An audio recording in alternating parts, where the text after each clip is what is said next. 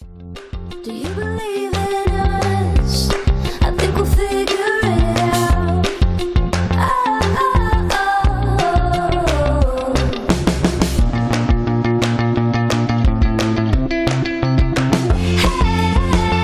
Hey, come with me, I'll show you the way out.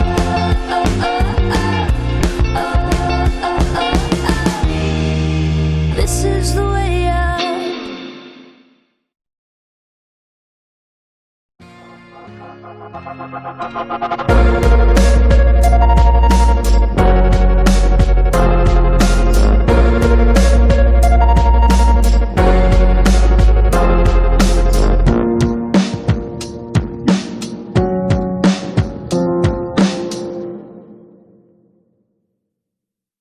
Welcome to Blackbird, episode number 89. My name is James, and today I'm welcoming back to the show Jack Mason. Jack, who formerly we knew as the Perfume Nationalist, is still the host of the Perfume Nationalist, but we're using his full name now, which is kind of cool. He's quit his job and is now essentially uncancelable, so congratulations on that. And knock on wood. I know. I know I'm going to be jettisoned back to the Amazon warehouse soon. So without further ado, here is my interview with Jack. Jack, welcome back to the show.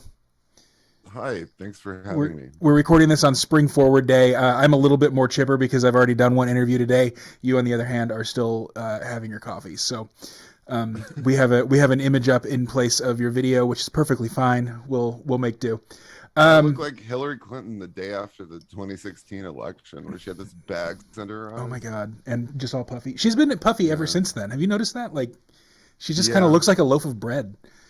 Yeah, I don't like what they've been doing with her hair recently. Yeah, it's like she got a hateful gay doing her hair, looking pretty limp. But I did like when they wheeled her out in that like horrible gray suit a couple weeks ago to support the war or whatever. Was she looking like Kim Jong-un? Yeah, she looked especially like prison matron. God. Oh man, she could play Mama in Chicago, I think, right? I mean, yeah. Have you ever heard her sing? She sang on the Rosie O'Donnell show. Did she really? Can she sing? No, it sounds just I didn't like think her voice. So. Okay, yeah, that's awful. So I tweeted out last night, and again, we're recording this on March 13th, so geez, sorry, y'all are listening to this in the future. I also last night had like a Mexican dinner and woke up at about 1 o'clock in the morning gasping for air, and my throat was just all clogged with bile. It is the most disgusting thing that has ever happened to me. I must be almost 40 because I'm now dealing with acid reflux in the middle of the night, and I can't stop coughing. So that'll be a thing for this interview, audience. You're welcome. But what I tweeted out last night was that I now have two fragrances. I have American Crew, which is a hair care company, and American Eagle, which is a clothing company. I didn't do the American thing on purpose. I don't know how to smell them. How do you smell perfume? Like what to me the breadth and depth of my perception of these fragrances is one is kind of sharp and one's kind of powdery, I guess. Is there like a technique to it, kind of like wine tasting? It really comes from smelling a lot of different things and learning about different perfume genres and how things have smelled throughout history. I mean, I don't have a language for like wine appreciation because it all tastes the same to me. And I also think that wine and beer stuff is like kind of fake. That it's way more the same than fragrances. Yeah, okay. But it basically comes from reading a lot and smelling a lot about scent. So I should go to a department store and visit the fragrance counter and kind of train my nose, I guess. You should buy Luca Turin's Perfumes, the Guide, the original one. Well, actually, all of them are good, but the original big one from, I think, 2007 or 2010 or something. And that provides good toilet reading where you can educate yourself on fragrance genres and the history of fragrance on the John.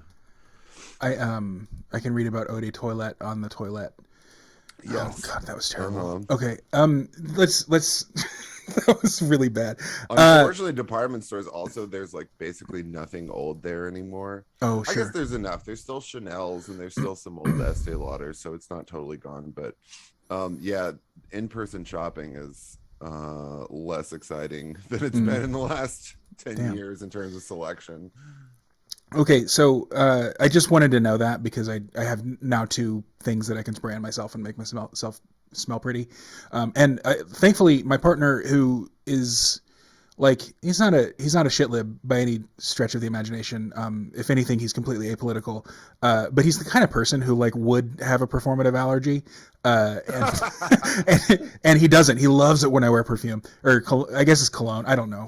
When I wear fragrance, he says it makes me smell like bubble gum, which is not exactly what I think it smells like, but that's fine as long as he likes it. That's It's good. Yeah, you've got to find a way to red pill them into it so Yeah. they find it enjoyable.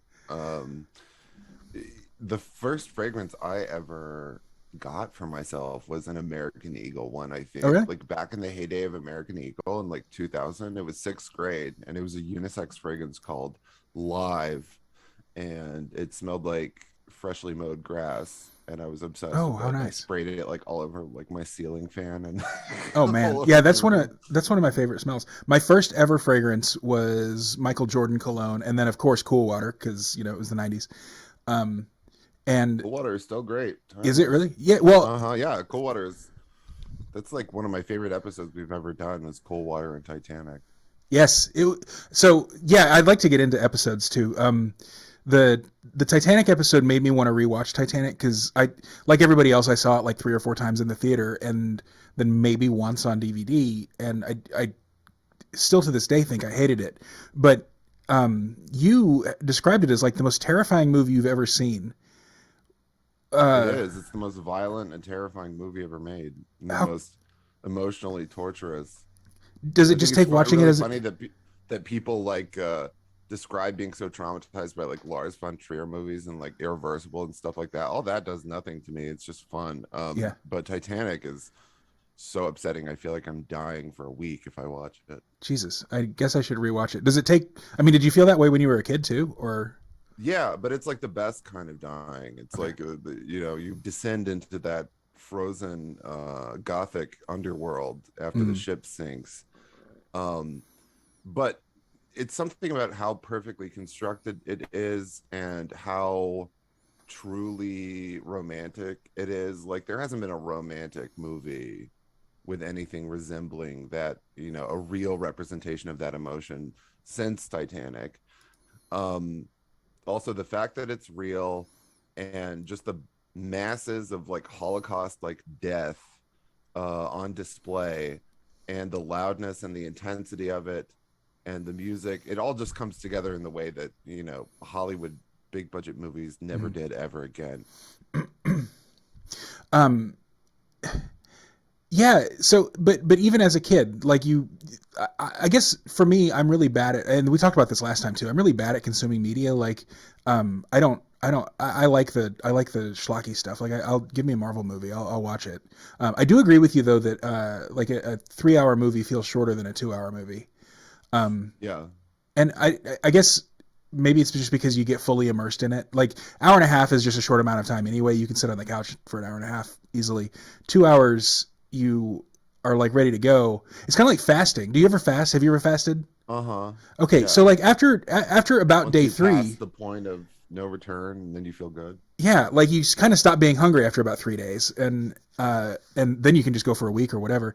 Um, so maybe that's what it is about longer movies too. I'd like to watch one of these, and this is there's absolutely no way I'm doing it unless like Andrew is out or something like that. But I'd like to watch some of these It's marathon movies that really you guys hard for did. me to watch movies these days. It takes like 4 hours for me to watch a 2 hour movie Mhm. because of the constant like pausing and Yeah, getting up to do well, stuff. I have to put my phone in the other room and yeah, I'll still check it like every hour. when we watch TV together, he's really really good at paying attention to details.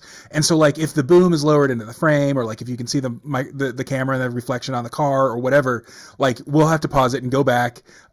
Sometimes, you know, if there's some kind of discontinuity, we'll have to pause it so that he can work that out verbally. And then I'm just sitting there like, oh my god, yeah. I mean, that sounds plausible to me. Like I don't know. Yeah. But and I've noticed just kind of going through the episodes. I listened to your top 10, and now I'm just kind of going back and listening to them, to everything in order.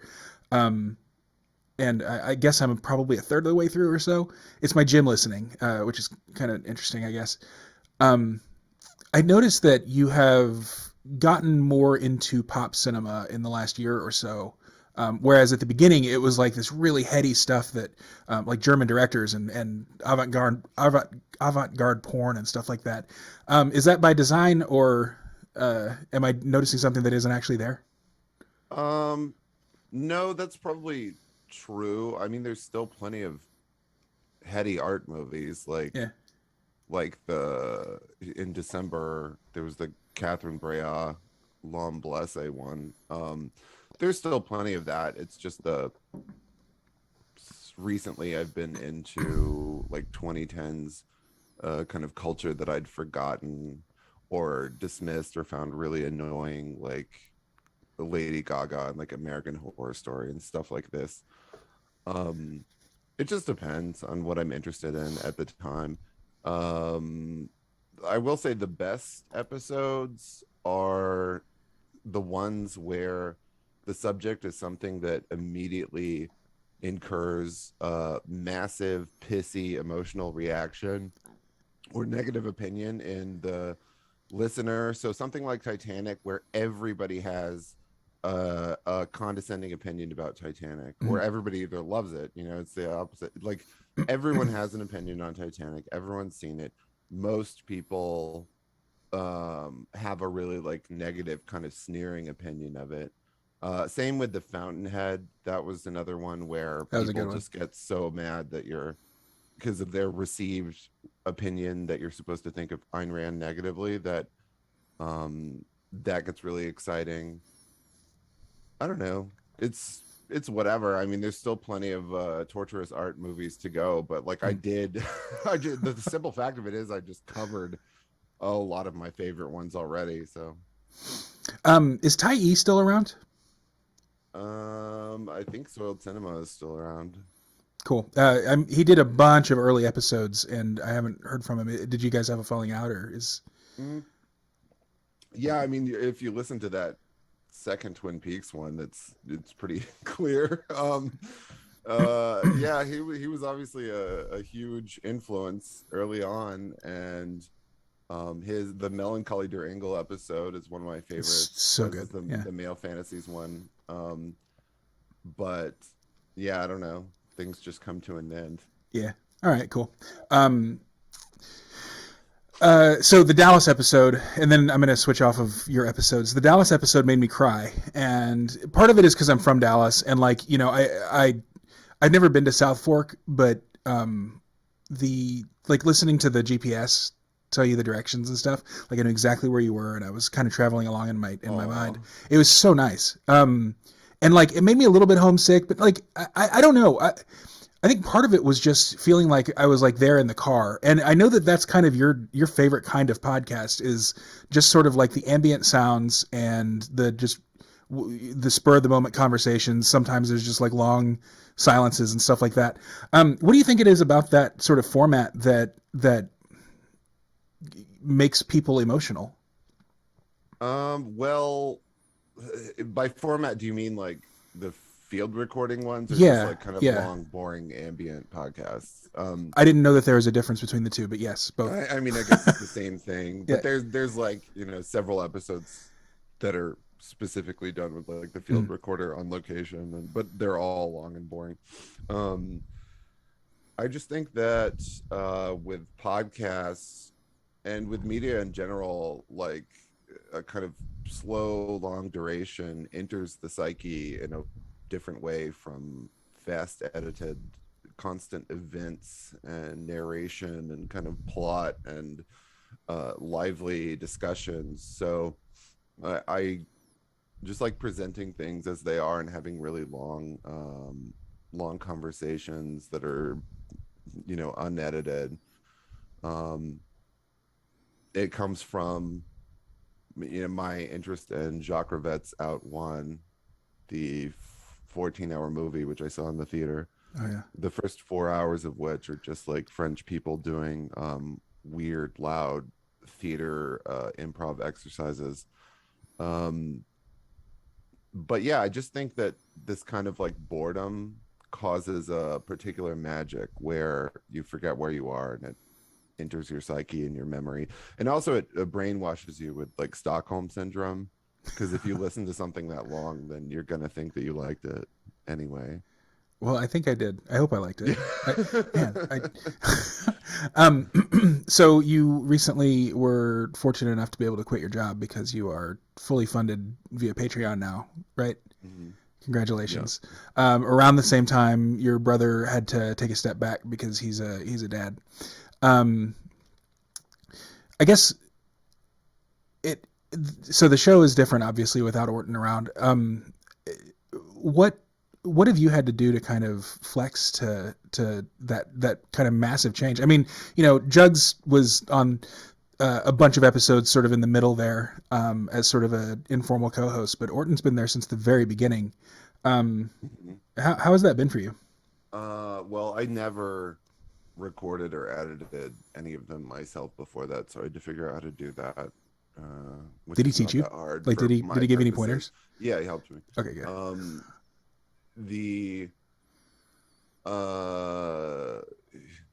I don't know. The main thing is with fewer people, you kind of have to constantly think about questions to ask and things to say in a way that, like, before, especially when there were a lot of people, like when it was Jugs, I could just kind of like sit there.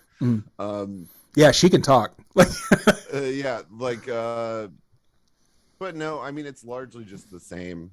It feels the same to me now that I've kind of got a handle on it, and it's just the technical stuff.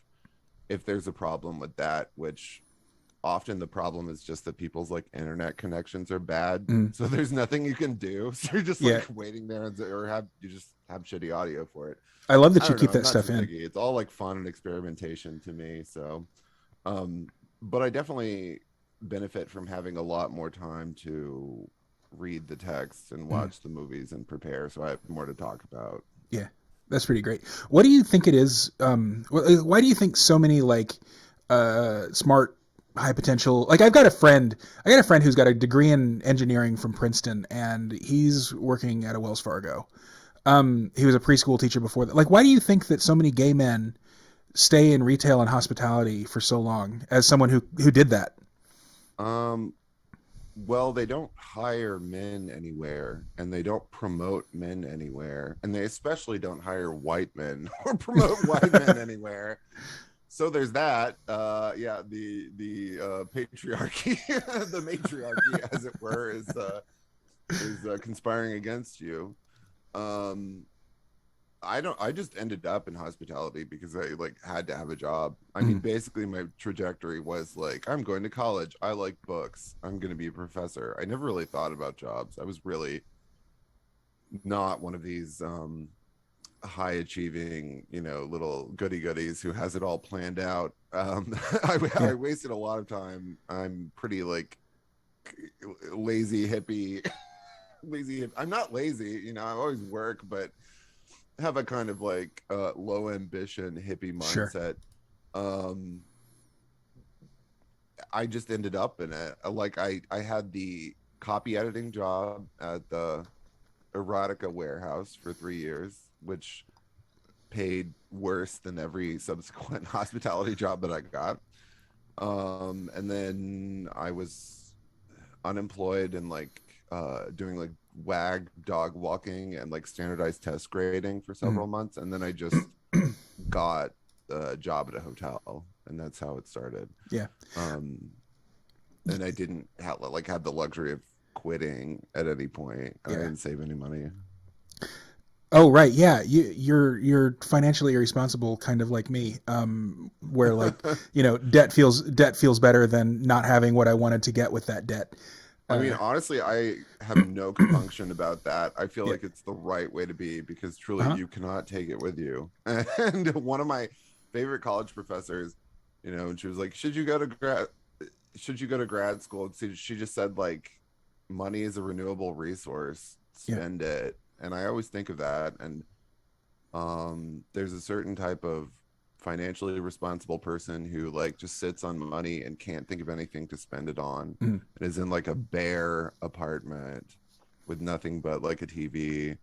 And I have always been able to think of things to spend it on. My entire family is like this. So Yeah, me too. I don't know. It's one of the pleasures of being an American and Yeah. For spending now, money on for now little anyway. cheap bullshit. Yeah.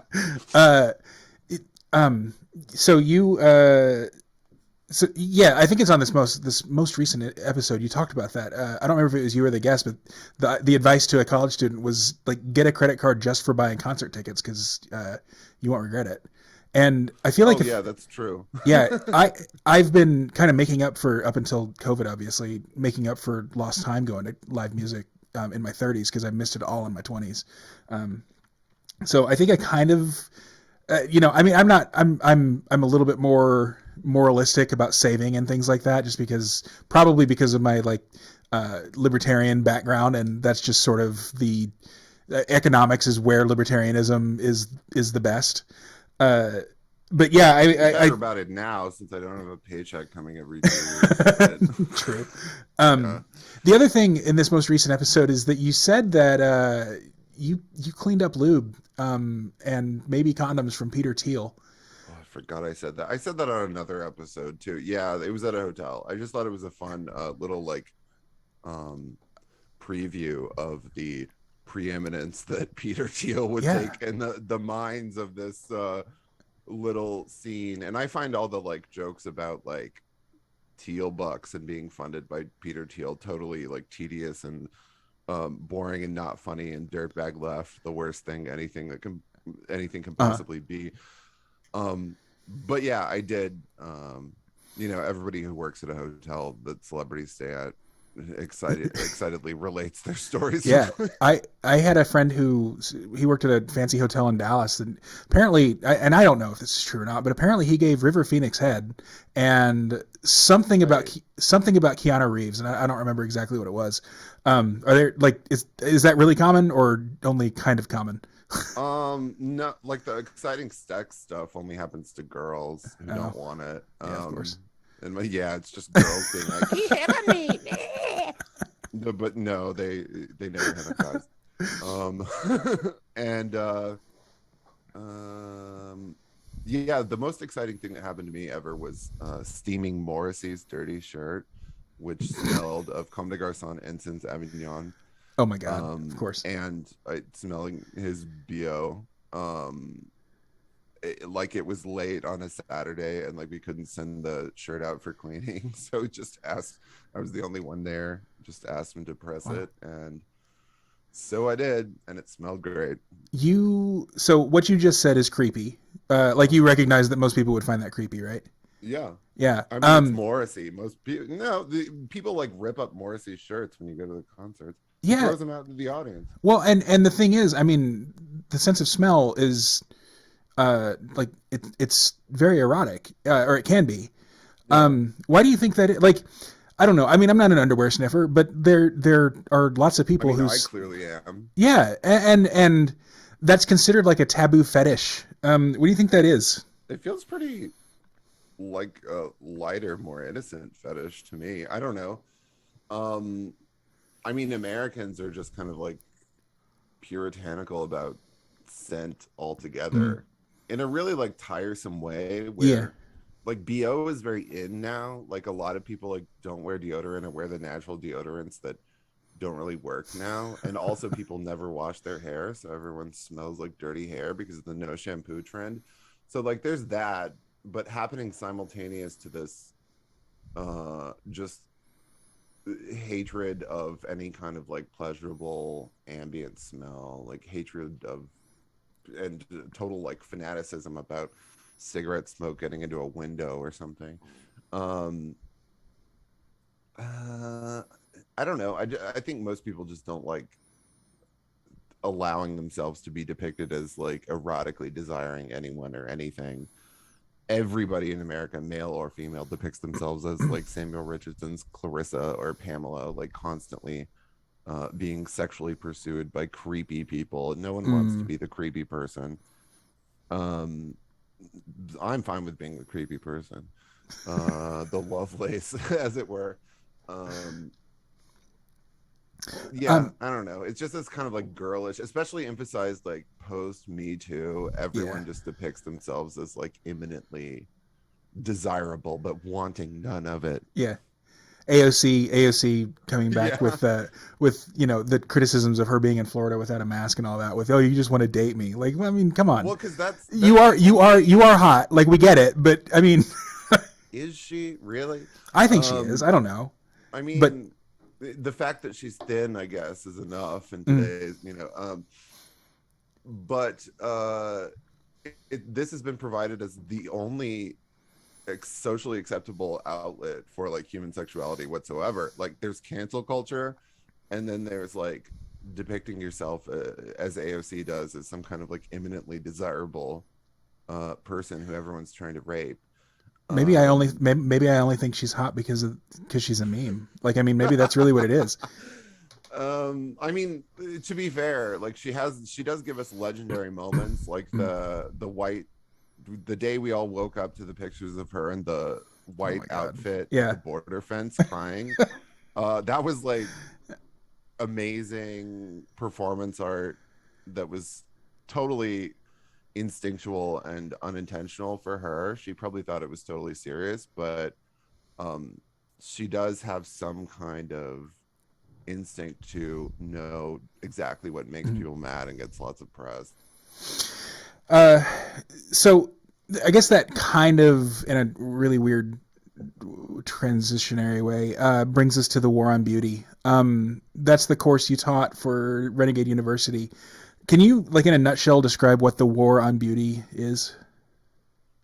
um in the 2010s, the worst decade in American history, um aesthetics became deliberately, willfully hideous, spare, utilitarian, um not through any kind of like beneficial, like philosophical minimalism, just a total decline in quality and decline in quality of life for everyone. So we have every formerly warm and welcoming location in the American landscape being turned into this kind of gray, gunmetal gray shoebox store with wood laminate floors, and it all represents um, a refusal to accept aging or the phases of life, Hmm.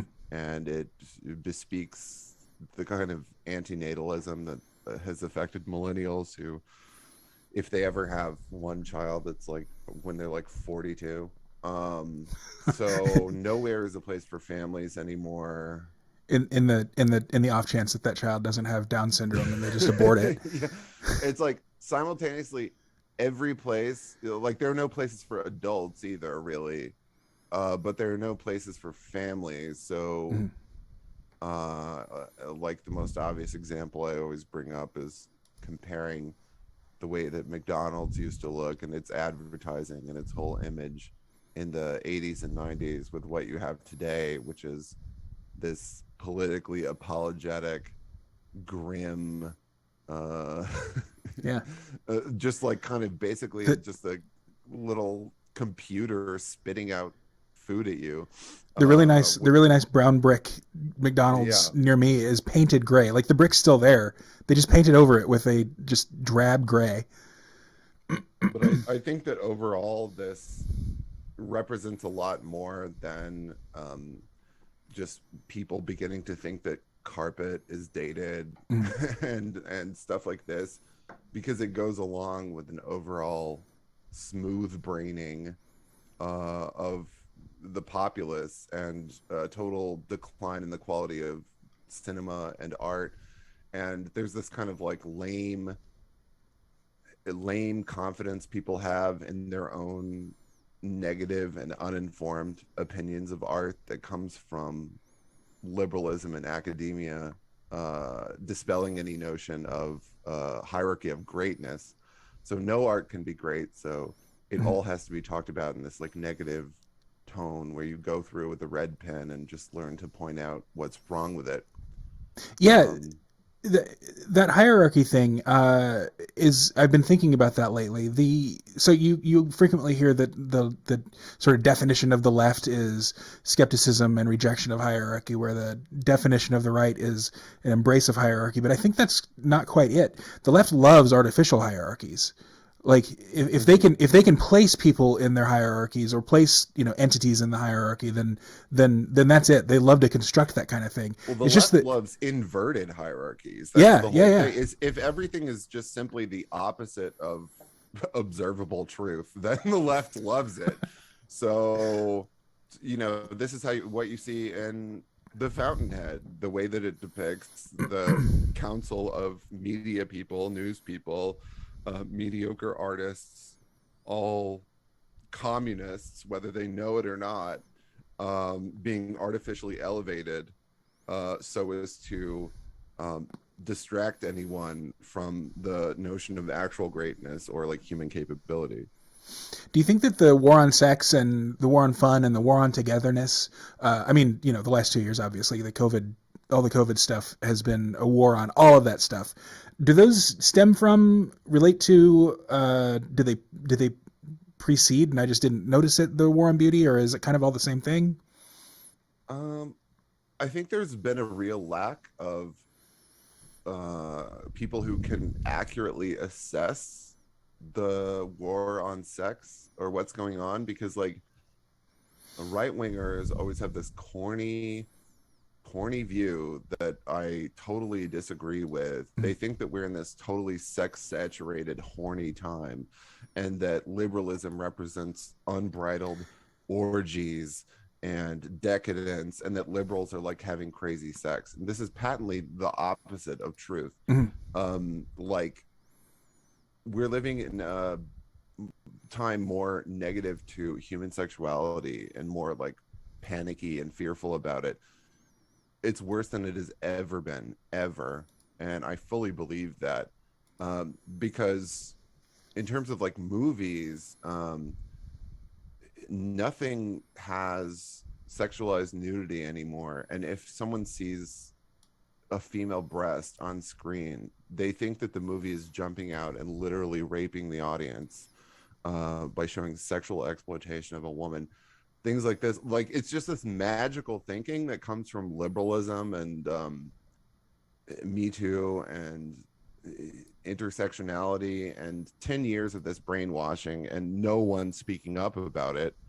But I really, really particularly cannot stand the right-wing diatribes against the supposed bacchanalia and Dionysian excess of libtards, because it's simply not true. Like right wingers always bring up that stupid picture of like drag queen story hour that's like 6 years old. This is not a real problem. This is not something that like happens or exists. It's something that like libtard female librarians will like discuss in their little like diversity meetings.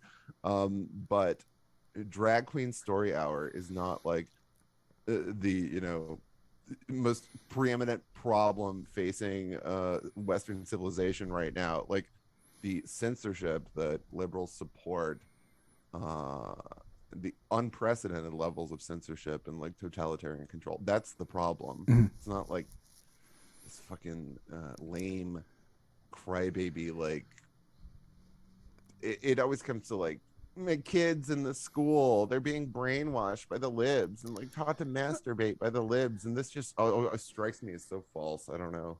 But on the other hand, I mean, CRT and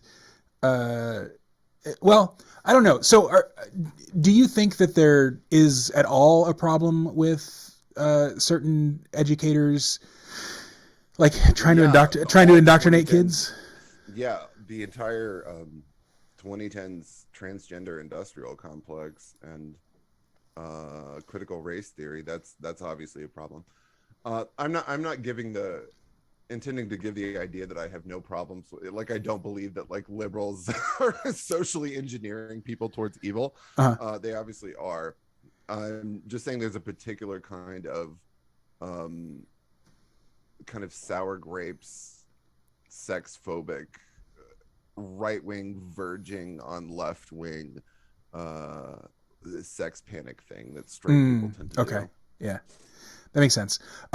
So the one of the earliest like movie memories that I have. So when I was a kid, I loved martial arts movies, and I saw all the Steven Seagal movies. When I would stay home sick from school, my mom, in order to like babysit me because she had to go run errands and stuff, she would rent me Steven Seagal movies to watch, on my own with a pot next to me to vomit in. And so those are kind of my earliest movie memories, and they were super violent. I remember one, I think it's called Marked for Death. There's like women's tits everywhere. He holds a severed head up. It is the absolute like most.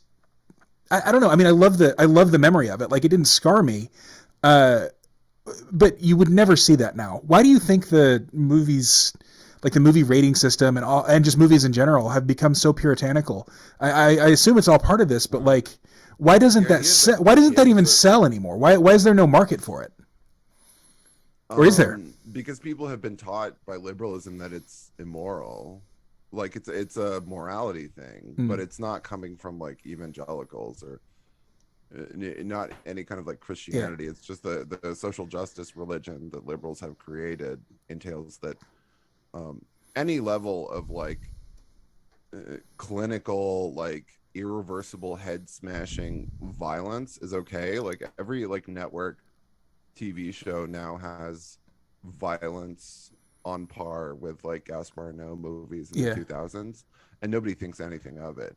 It's just the sex stuff. If it's mixed up with sex, or if it has anything rape related, or if anyone says the N word, then that triggers their like, oh, this is immoral thing. There was an episode of Monk, the USA show. I think it aired in the early 2000s. So before all this, really, there's an episode. It's the most gruesome thing I've ever seen. They didn't even show it on camera, but the killer in the episode has trained an elephant to squash people's heads, like on command, and that's how they. It's just the most disgusting thing I've ever seen, and that, like, it's just like this family friendly. Like, that was just another episode. I mean, TV used to be a lot filthier. Like, yeah. I'm just even sitcoms like Mama's Family and like Three's Company in the 80s. I mean, every single line is filthy sexual innuendo. And then Even Pee-wee's 90s, Playhouse. Oh yeah, Peewee's Playhouse too. The Christmas special especially is yes, like the floorboards are looking up Miss Yvonne's skirt and stuff. Yeah, we just rewatched I rewatched it. My partner's way younger than I am, so he's never he's seen Peewee's Big Adventure because it's one of the greatest movies ever. But in my opinion, but we rewatched the Christmas special, and oh my god, I remember I grew up thinking that Whoopi Goldberg was purple because of the coloration when she showed up on the picture phone. Anyway, sorry, I interrupted you. I don't remember. The color purple. Yeah, exactly. Something people forget is this period in the 90s where network TV got especially raunchy before Columbine, and then like 9/11 caused them to like censor things a lot more. But in the mid 90s, there was like NYPD Blue was foul. I remember that being controversial.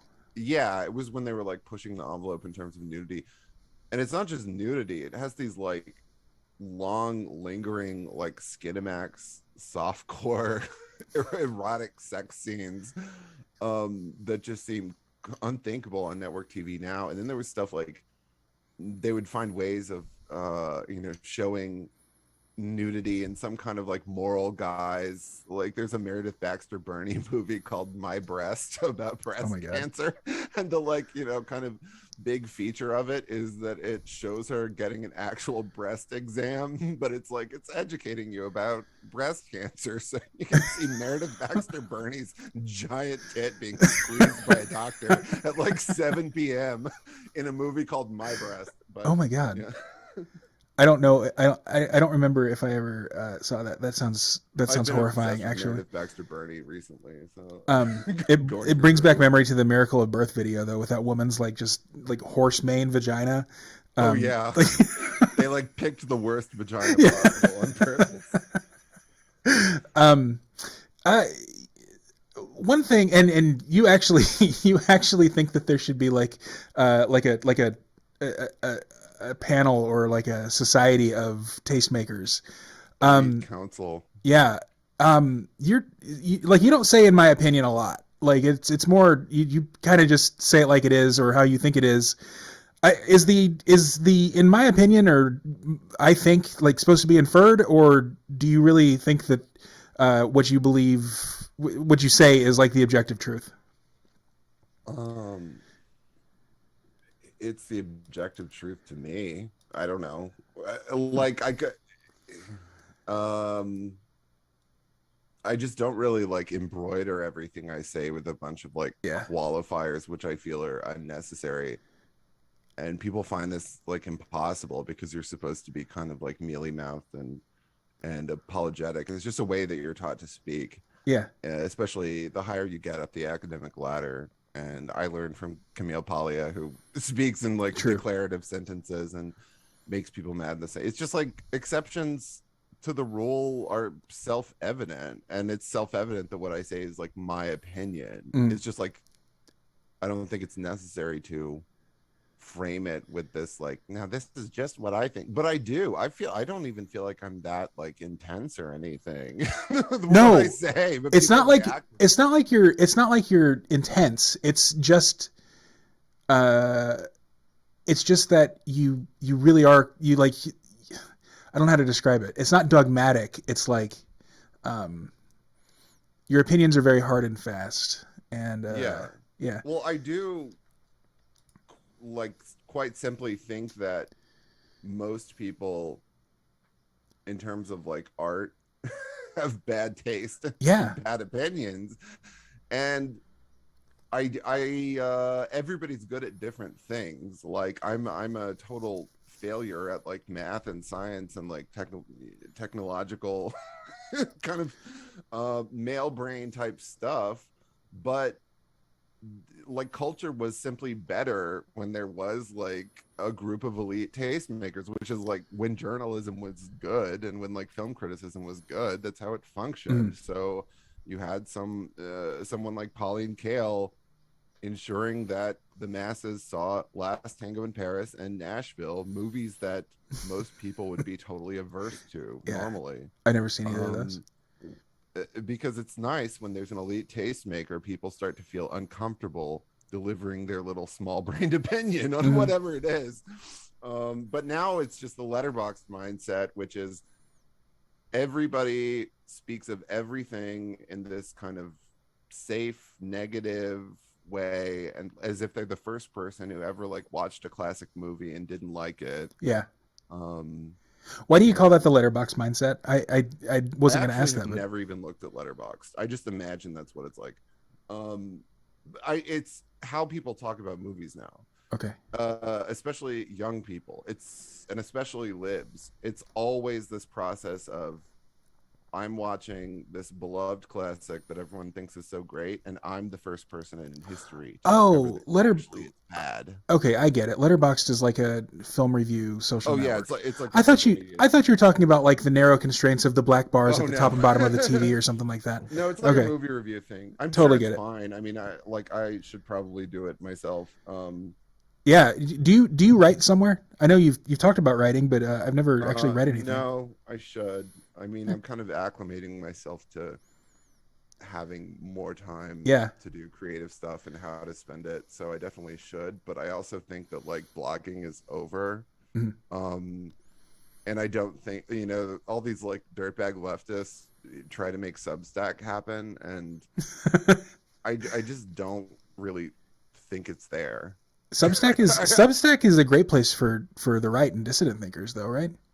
Yeah, I'm sure it's fine, but like people don't have this excitement about blog posts Yeah, anymore. Like there's the resentment of podcasts, the received resentment of podcasts, where everybody's mad about podcasts all day and they're like podcasts are over. And that's clearly like because podcasts are experiencing unprecedented influence and yeah, popularity yeah. right now. Meanwhile, the Substack people are like just doing blogging from the early 2000s, and Just on a platform. the only way that that gets out to people is like one person reads it and like screenshots a little part of it that will go viral, and then Mm, that part gets circulated. You know, it's not like everybody's reading entire articles all day. yeah. So I've been up until very recently, like in the middle of COVID, basically, just all caught up in my own little insular bubble of libertarian theory and criticizing, people who don't exist, basically. So I kind of missed some of the stuff that you talk about. I'd like to ask about some of that. Like you say that Karen is a psyop, and Mm-hmm. I feel like you're probably right, but I don't know why. Like I recognize the busybody, like neoliberal suburban woman, as like, I mean, I've lived next door to her before, but I don't like. Why do you think that it's a psyop rather than a real thing? Karen is a psyop because it arose right when they started imbuing the COVID narrative with Black Lives Matter Mm, propaganda and George Floyd and riots. And they, in their dazzling star move, the liberals revealed that the real virus was white white supremacy. supremacy. Yeah. So Karen came out at like the same time, and Karen is this like nonsensical composite character. Like they use that meme of like the woman with like the Kate Gosselin kind of like peacock hair sticking Yeah. up in the back with the chunky highlights, which is something that doesn't exist anymore. So first of all, there's that. Okay. It's safe to laugh, I saw a woman with a haircut with that haircut but the by other day. and large, Yeah. the type of the real like Yeah. people Yeah. that they're referring to do not have that hair, and everyone kind of agrees that hair is like funny. Yeah. Um, so it's something that doesn't really exist. It's kind of dated, so it's safe to laugh at.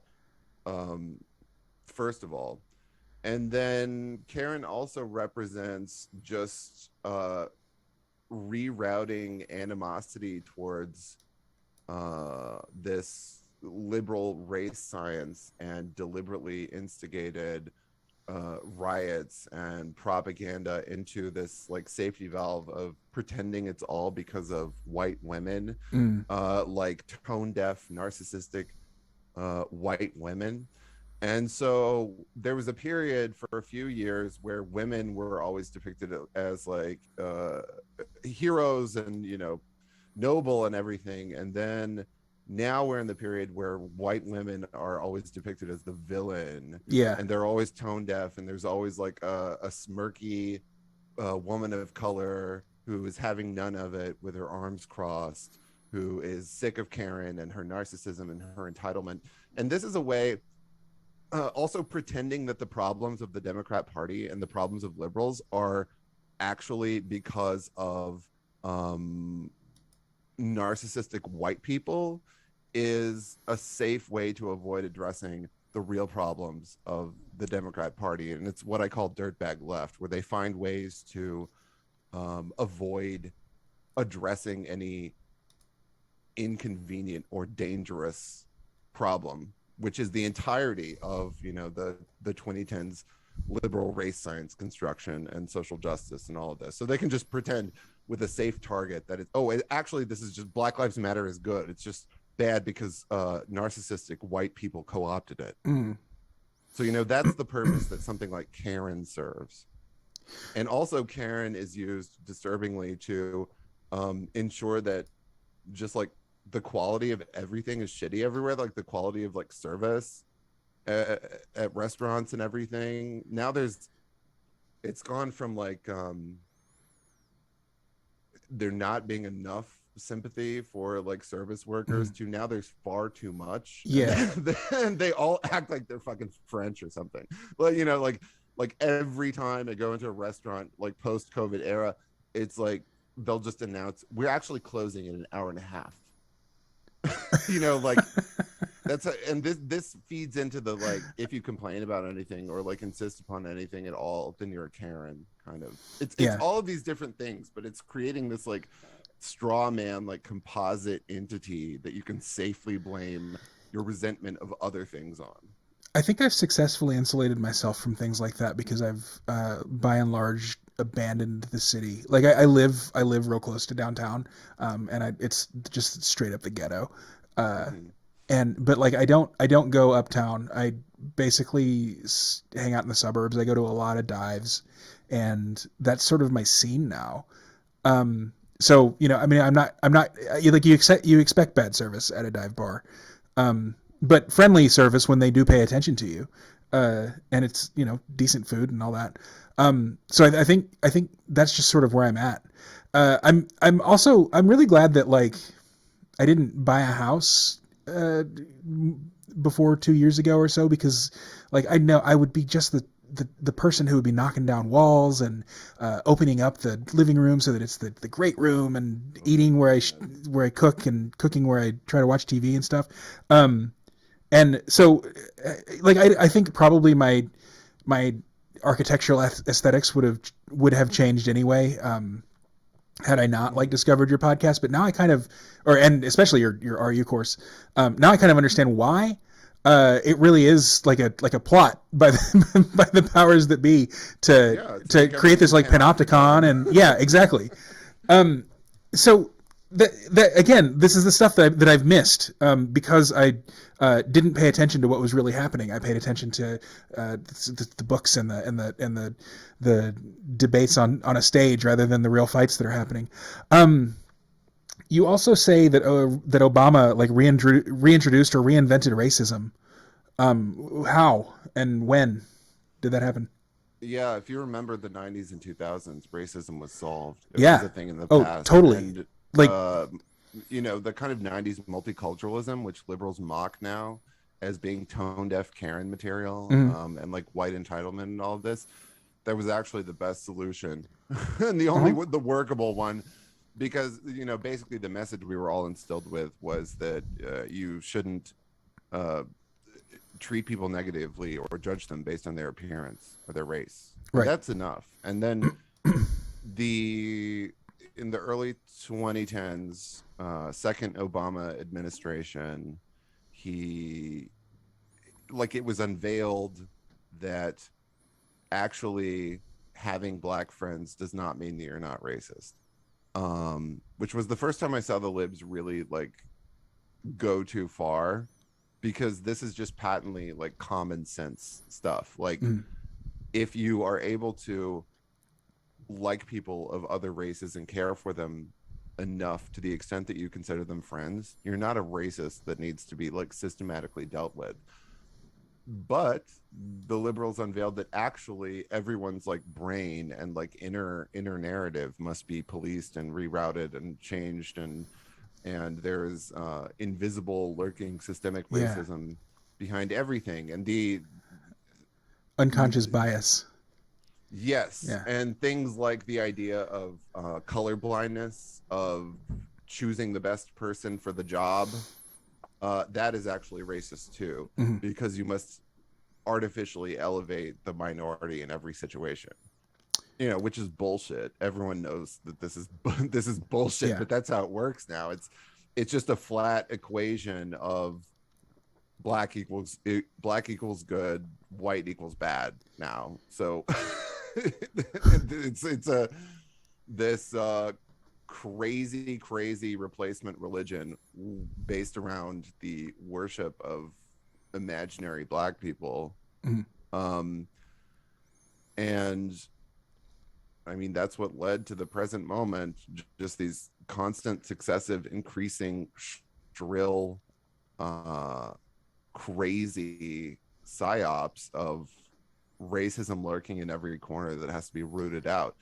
And it's of course deliberate, because that's, you know, like abortion or something, that's an emotionally appealing thing that they can fundraise with, that, you know, the average person who doesn't think too much of this can see something that says Black Lives Matter and think, oh yeah, that's Mhm. true, I agree with that, which is why it's well designed, because you can't like disagree with that.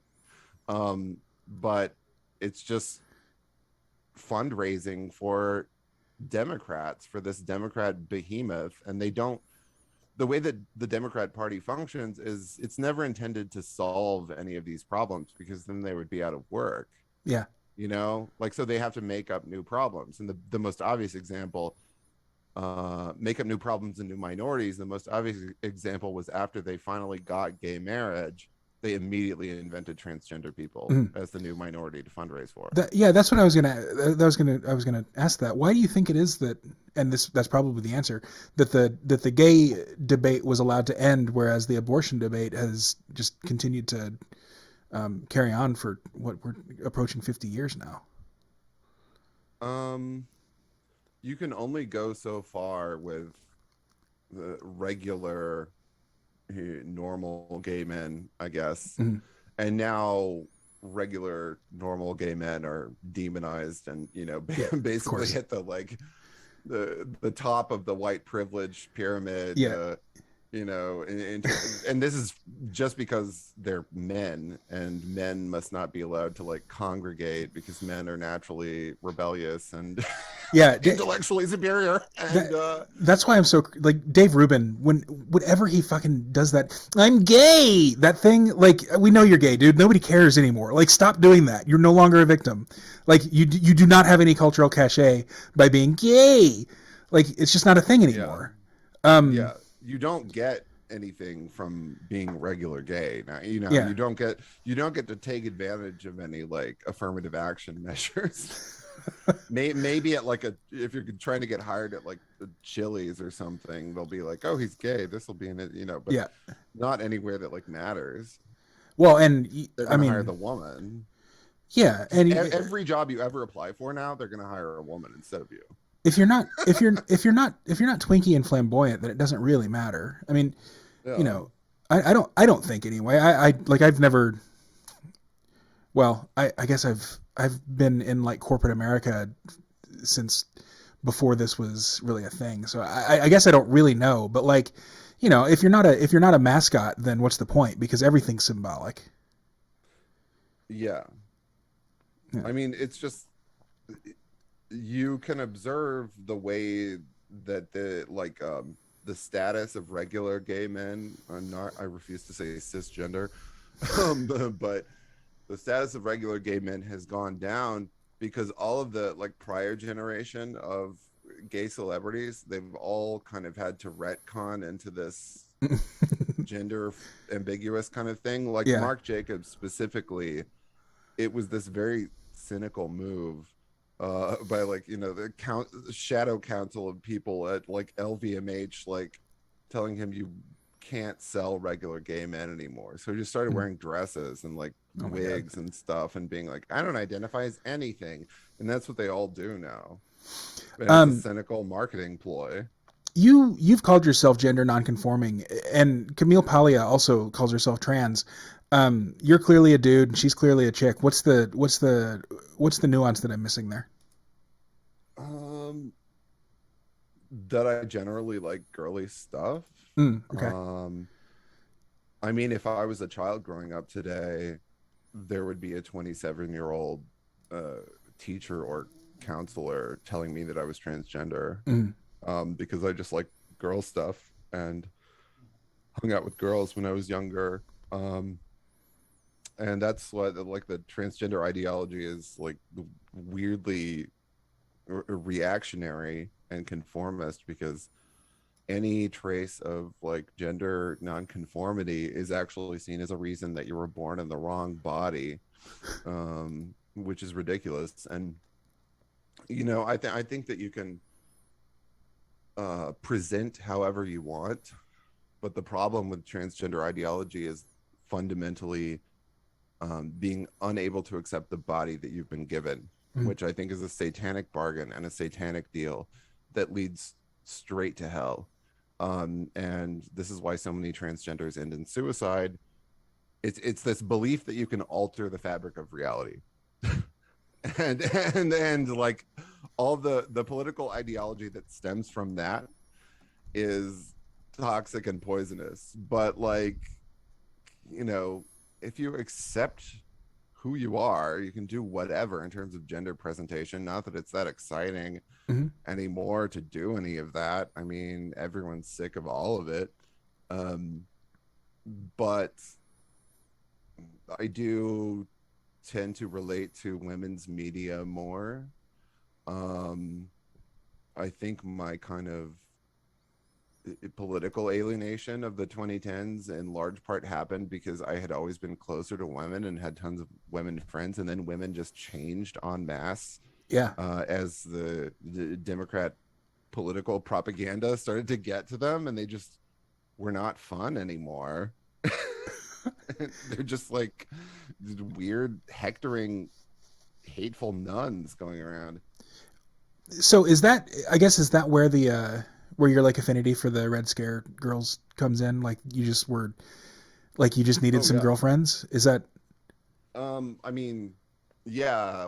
When I first heard them, they reminded me of when when women were fun. Yeah, for sure. And also, you know, in the current cultural climate, you can get away with different things as a girl than if you're a guy, obviously, because girls don't face any real consequences for anything that they do. like straight up, they don't face the same kind of like cancellation consequences that men do at all. And like Me Too is entirely, of course, designed to you know, oust men from power, and Me Tooing a woman does not have the same like effects as Me Tooing a man. But girls can get away with a lot more like subversive content because people underestimate them, especially if they don't present themselves as being like, hello, I'm #1 Republican female, you know, Candace Owens, or whatever, like, you know, that kind of presentation. If you simply don't present yourself as that, you have a lot more freedom. Yeah. Well, and do you think that cancel culture is thawing a little bit? Yeah. I mean, the kind of bitter little write-ups of this scene that are starting to increase that we see on like BuzzFeed and everything. It's clearly a kind of sour grapes jealousy, and they're really interested in what's going on here, and they're seeing that it's like viable and that people think it's cool. Yeah. So for instance, the BuzzFeed write-up of BuzzFeed hit piece write-up of the NPCC Fest just read as a puff promo piece to me, even though it has this surface libtard negativity where he's like ostensibly condemning what's going on, and he has to like prize out this narrative of like Black people being noble martyrs to kind of frame it. But it's clear that it's just like a libtard journalist sensing that something is cool and being mad about it and being really interested in it, and, you know, being jealous. And there's just, that's increasing a lot. I think, of course, since COVID has disappeared in the last 2 weeks, thanks, people Putin. are enjoying a new level of freedom since that was made to disappear. And you know, all of the libs that supported draconian COVID measures and ruined the lives of anyone who spoke out against it are now going to pretend that they never did that. And I frankly don't want to hear it. I don't care about people this late, you know, being red pilled. I'm not happy for you. We're at all. we're kind of past that point, which is why I'm glad I got out of the business of philosophical debates on Facebook.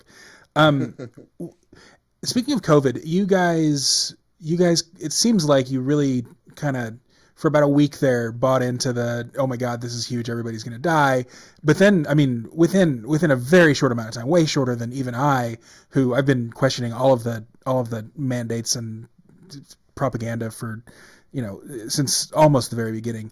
What did you guys see that made you realize, oh, this is not what they're presenting it as?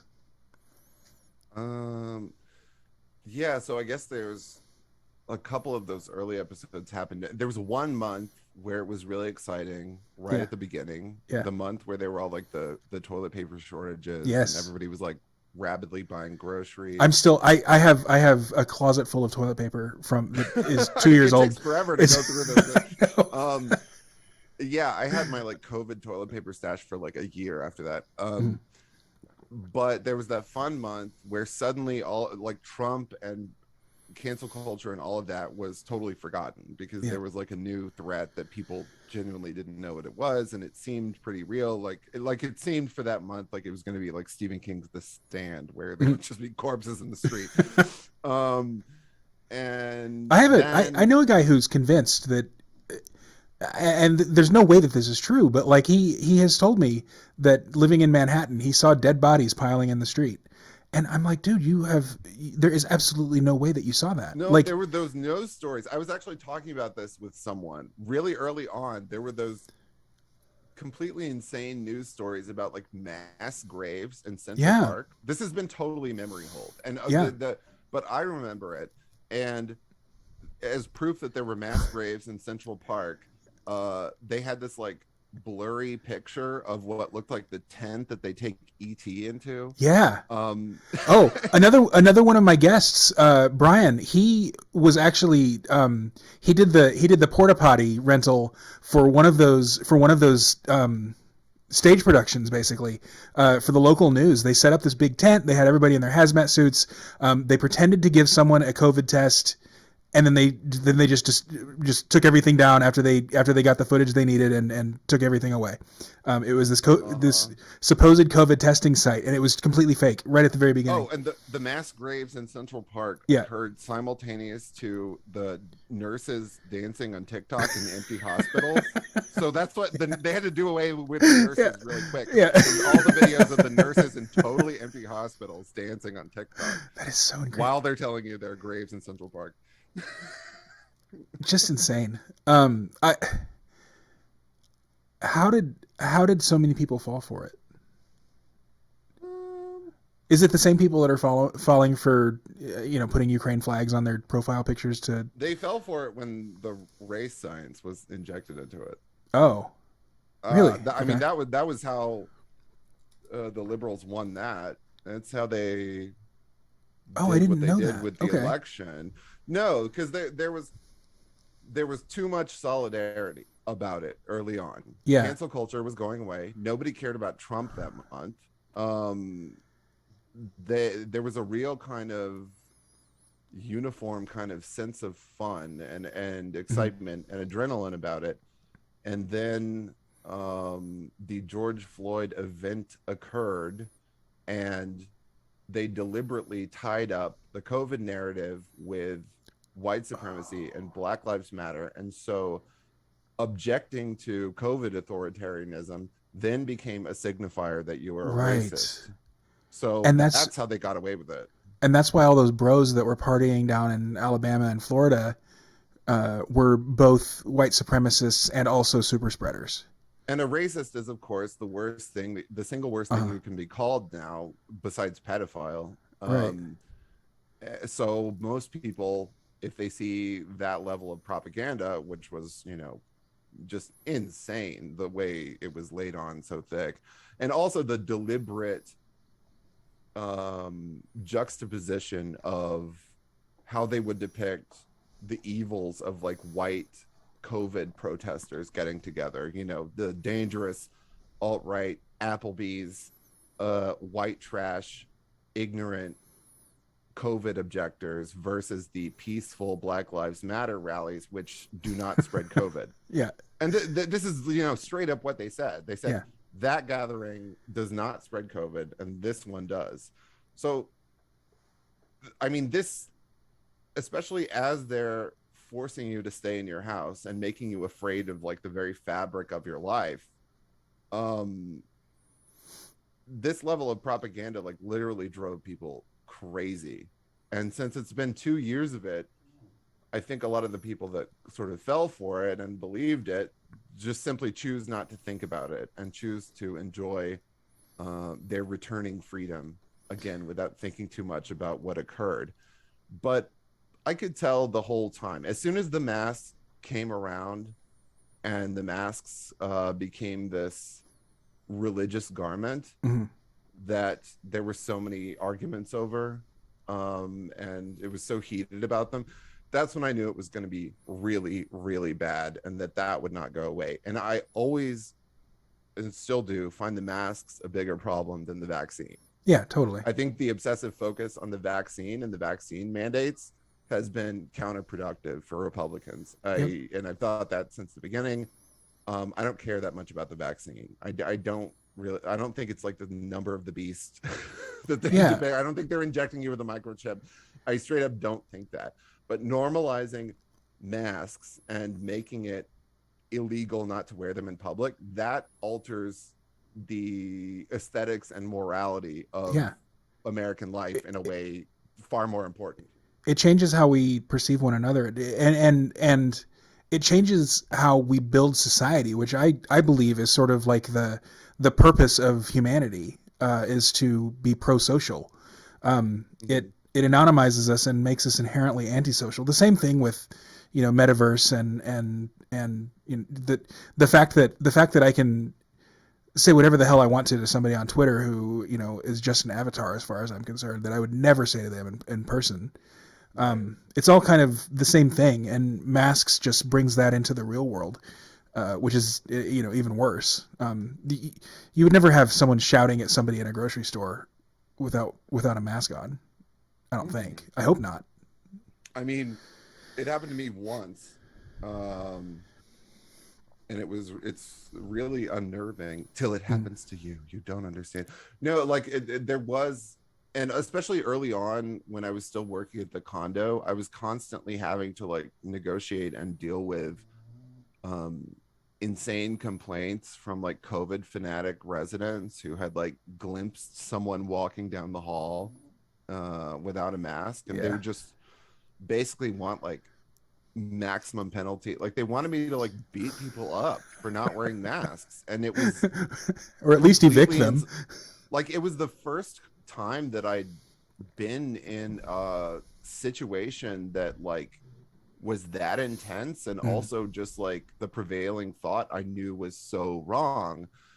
Like I had learned well enough how to deal with libtards and Trump derangement syndrome by the end of Trump, and then this new Psyop was launched with COVID, where the libtards literally exist as a face covering on your body, this like tentacle rape. Like that's what you have to do to show your solidarity with what they think. But it was like a really intense and emotional time because I just knew that it was wrong. And it feels like I'll get laughed at for comparing it to the Holocaust, but I did the Shoah episode. But like that's a situation where everybody pretends that they would have been on the right side and they would have somehow done something. What would you do if you're in Poland and the concentration? What could you do? Nothing. But like that gave me this like small taste of what it's like to have the entirety of the like bureaucratic and political propaganda operating systems working in service of something that I knew to be deeply, deeply wrong and evil, and it affecting me on this personal level where I have to like pretend to go along with it in order to keep my job.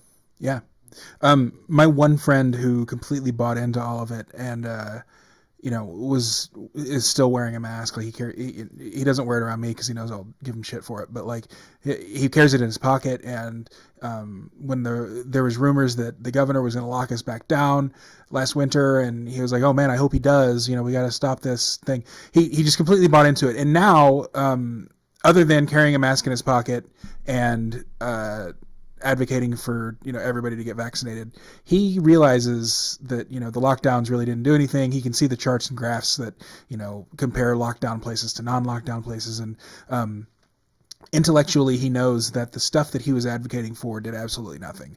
And yet he is buying a Ukrainian flag bandana for his dog. Good gosh. Like, I do not know what goes through the mind of someone who can recognize propaganda for what it is and continue to believe it. Do you have any clue? You're around more people than I am. There's a certain type of person that I often just call the spiritual libtard, where they just simply like conformity and they like peace. Most women are Sure. like this, actually. They just like everyone to do what they're supposed to do. And, even if that's wrong sometimes, that's fine, because it's what you're supposed to do. People like that kind of guidance. And it's liberalism now is this just software update for NPCs, for non-playable characters. Okay. So they just give you the new software update via your smartphone, and you learn what you're supposed to say and think and object to, and what kind of imaginary enemy you're supposed to be mad about. And that's the end of it, and that's fine. And I like keeping things peaceful, but I'm not one of these people, and I've always just had to say the truth. Like, there's no option for me. Like, I've stayed exactly the same my entire life. Nothing changed about me. It's the pictures that got smaller, and you see it. If you read the Fountainhead, you see it. Like, people are Ellsworth Tooheys. Like, the villain of the Fountainhead is Ellsworth Toohey, the like newspaper man, who is a libtard, subversive communist, and just basically wants mediocrity and conformity everywhere. Just as a matter of fact, this is just like what he stands for. And if anything rises above that, it causes problems. It causes disorder and disruption. But the Ukraine stuff, like, I can't even begin to. I'm too tired to even like make fun of it. I know. Like, I know. Like, I'm so relieved that they did away with COVID.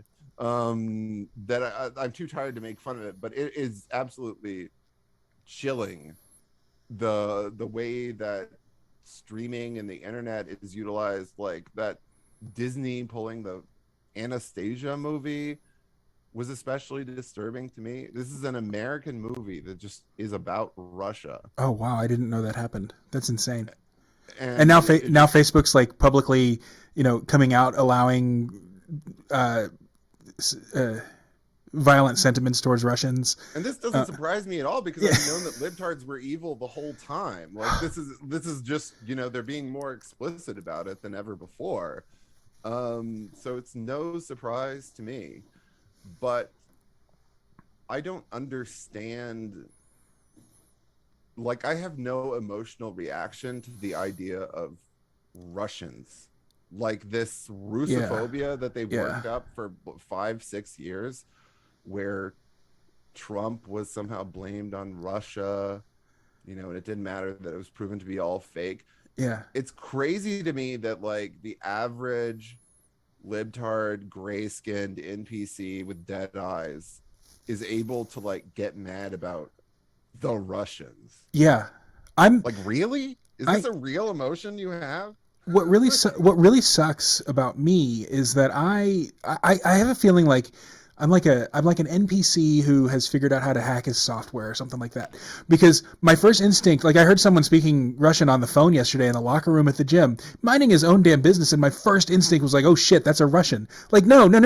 Yeah, of course. He's probably lived here for longer than you have. But I was the same. What are the Russians gonna do to you? Yeah, exactly. Yeah. Just because they got, like, put Pussy Riot in jail, you're supposed to be scared of it? Like, that's literally the only thing that was like a big, like, media event, it seems, was like putting these feminists in jail. It's like, I'm fine with that. Yeah. I know those memes where it's like Russia's banning Facebook and YouTube and decadence basically. They're gonna come out of this so much stronger. McDonald's. It's like, wow, this is just the recipe for a healthy civilization. Yeah. You mentioned earlier. You said that like the transgender ideology is sort of the definition of hell, and you also, I'm going to read a quote from a previous episode. It was the impulse for social work and activism is satanic and evil and demonic, and it means you're a bad person and you don't know how the world works. You guys say satanic and evil and demonic and hell and these religious tinted words. That's the word I was looking for.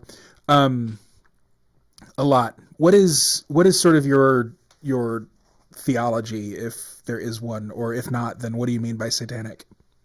Well, I grew up Southern Baptist, not particularly strict. I pray, I believe in God. I consider myself a Christian. I don't really believe in organized religion.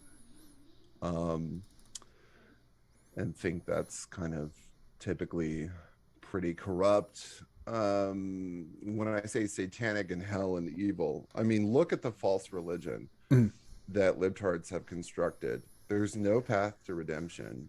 All it does is destroy. So these words like woke and cancel culture, I don't think that they're serious enough. Like, they make it sound like a joke.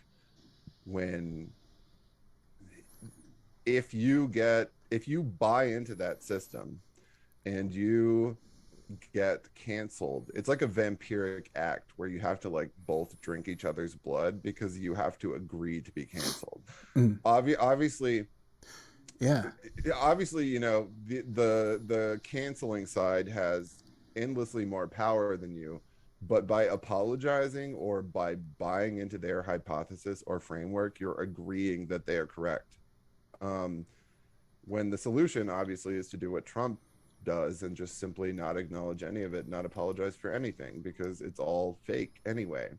So when I describe the transgender stuff is evil because of as I said, because of the belief that you can alter the fabric of reality and you can alter everyone's memories.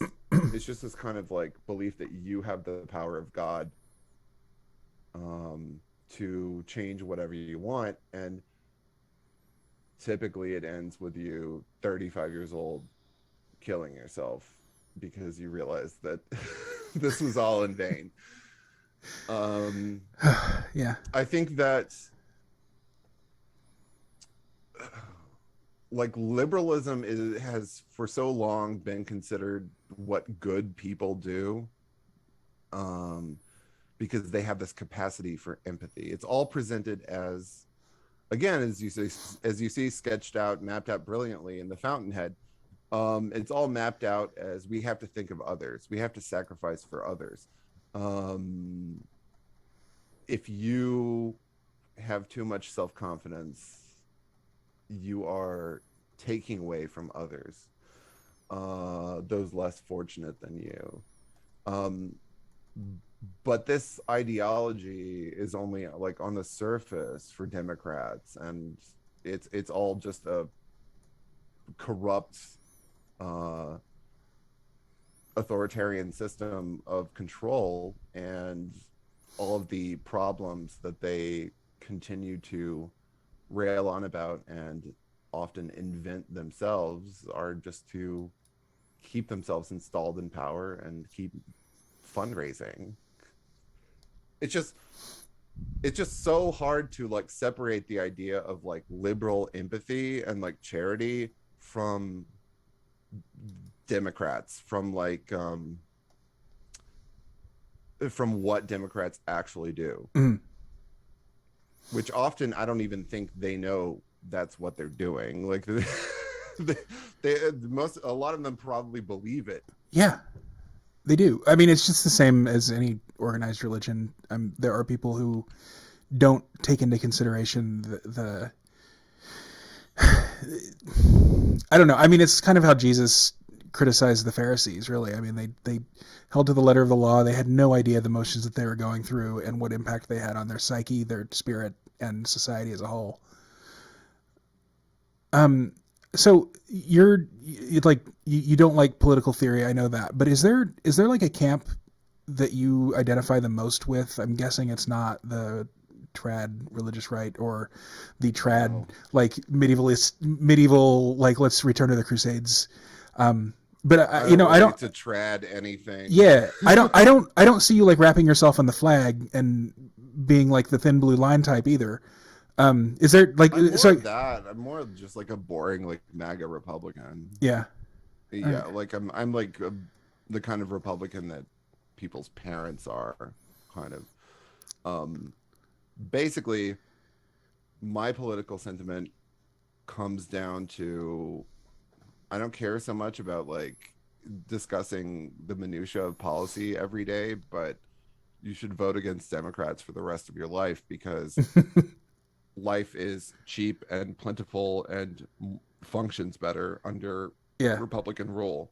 This is just an observable fact. Anytime Democrats are in power, everything becomes expensive and shitty, and they just throw wrenches in the wheels of progress, essentially, with all of their bizarre social causes from plastic bags and everything like climate change related. The only effect it has for you, the average middle class American citizen, is that it makes your life shittier and more expensive. Yeah. The current thing is gas prices. I mean, in the 2 weeks or whatever when this is posted, it probably will be And something it started different. the But second he got elected. I yeah, mean, like the next day, the gas everybody, prices skyrocketed.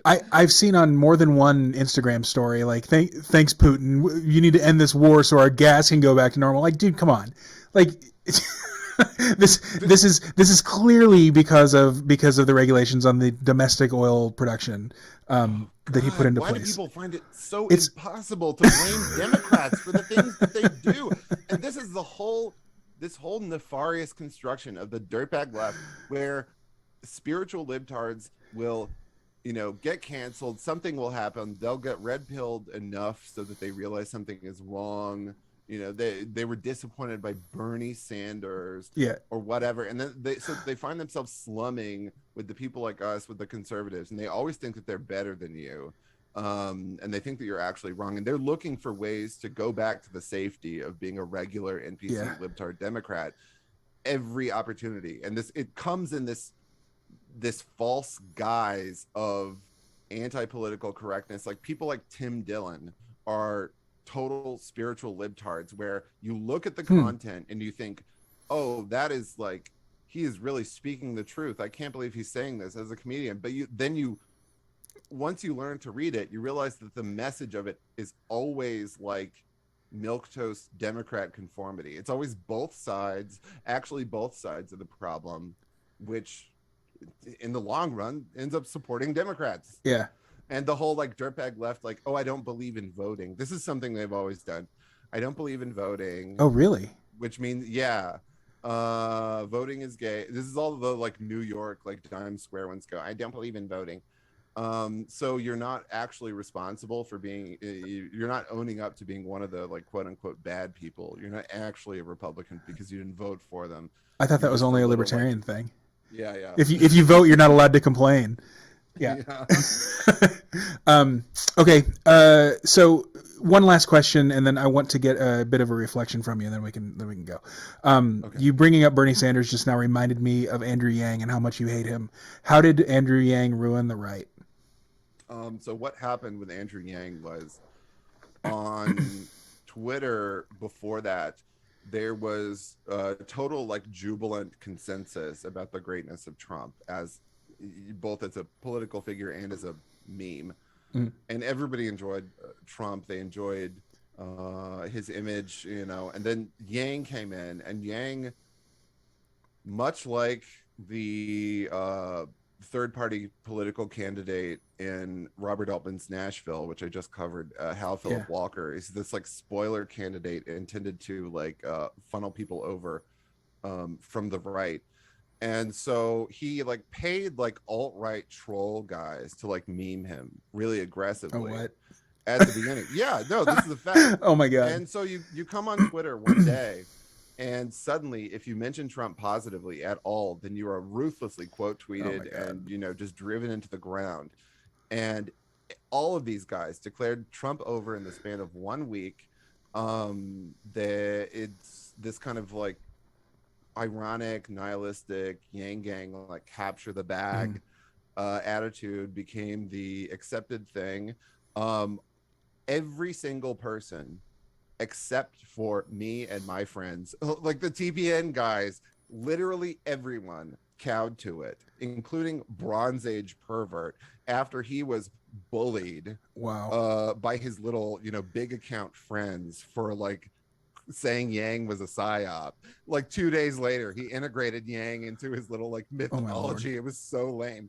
No one spoke out against it except for us. And it's just like, you see this kind of meme thinking and the way that it's implemented, and how pathetic it is. And like after that, you started seeing all of these 2016 MAGA guys complaining about how evil Donald Trump had like isolated them from their families, and like, Trump was suddenly responsible for everything bad that had happened to them.